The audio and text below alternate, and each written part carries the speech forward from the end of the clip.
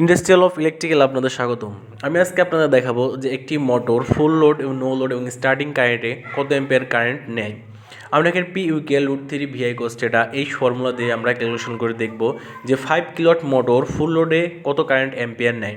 তাহলে আমরা ক্যালকুলেশন করে দেখতে পাই যে I = 9.02 অ্যাম্পিয়ার। তাহলে একটি মোটর 5 কিলোওয়াট মোটর ফুল লোডে কারেন্ট নেয় 9.02 অ্যাম্পিয়ার। তাহলে নো লোডে নিবে এই ফুল লোডে কারেন্ট থেকে 30 থেকে 40% পর্যন্ত। আমরা এখানে 40% ধরে নিলাম, তাহলে ক্যালকুলেশন করলে দেখা যায় 3.61 অ্যাম্পিয়ার।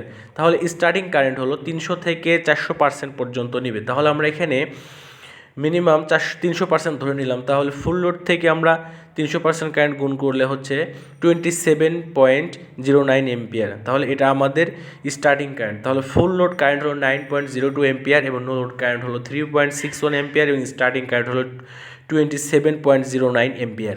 ধন্যবাদ।